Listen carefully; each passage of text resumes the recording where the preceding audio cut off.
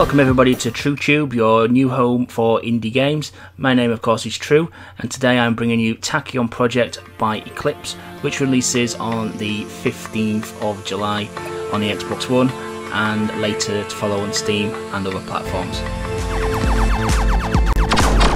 Tachyon Project is a fast-paced twin-stick shooter which offers a variety of gameplay modes, the core of which is its story mode, which offers you 60 waves of enemies spread over 10 story-based missions.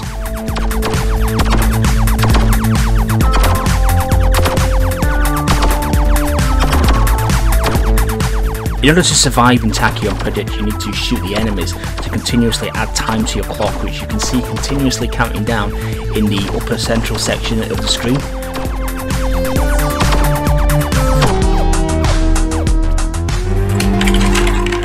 In Tachyon Project Story Mode, you play as Ada, a software program which is released into the wild by its creators once they're caught by the authorities. The game spread over 10 levels, each comprising of 6 waves, some of which end in boss battles.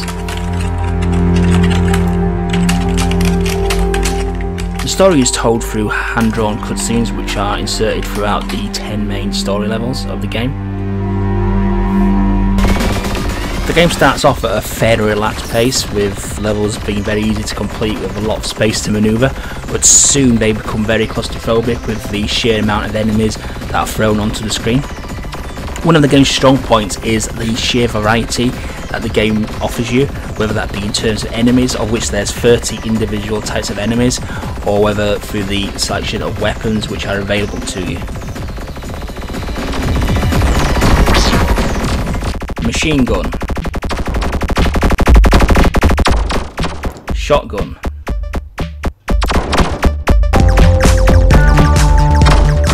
missiles, mini bombs, laser. Combine this with the 9 secondary weapons and 7 perks that are on offer hundreds of combinations of ship which you can create. Again, adding a little variety, some of these story levels are stealth missions, where the enemy can only detect you if you actually fire your weapons or are detected by a scanner enemy. Once finished with story mode, the game offers you a challenge section which offers you 3 different modes, all which can be played up to 4-player local multiplayer.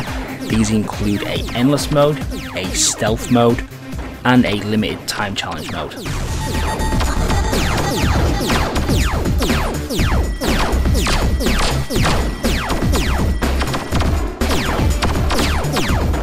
So overall, what are the pros and cons of this game then? Well, graphically it's very nice and offers you a huge variety of weapons, perks, enemies, of which there's 30, all well drawn. It offers a cracking electro pop kind of soundtrack, which I really liked, and it does react to your gameplay as well, especially when you complete a wave or if you get too close to the wormhole enemies or destroy the wormhole enemies, which I thought was a very nice touch.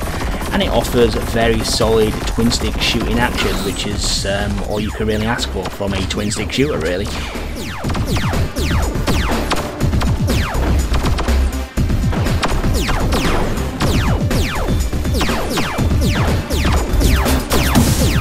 In terms of cons, there's only really 2 I have to mention, and the first really is just personal preference. I did find the game to be too easy as a whole. The story mode was completed rather quickly, and the majority of perks unlocked on the first playthrough. Incidentally, the perks are unlocked by meeting a certain score requirement on each of the levels. Achievement wise, the achievement list is very easy to complete, and the majority of them are just for completing the 10 game worlds, and the others are for killing a certain amount of enemies or killing a certain amount of enemies with a certain weapon. That's pretty much the entire achievement list. So for achievement hunters, this is a very easy 1000 gamer score to obtain. The other thing that really frustrated me with the game was the game's combo system. You accumulate a combo by continuously shooting enemies, and you do lose your combo when you complete a wave, which is fair enough, but sometimes within a wave itself, the time it takes for one group of enemies to spawn to the next is too long, and you actually lose your combo through no fault of your own, which is extremely frustrating when you've obviously worked very hard to get that 15 plus combo going and racking up some big points, and you simply lose that and go back to base points simply because the game cannot generate the enemies fast enough for you to kill. So that is something that really did frustrate me with the gameplay.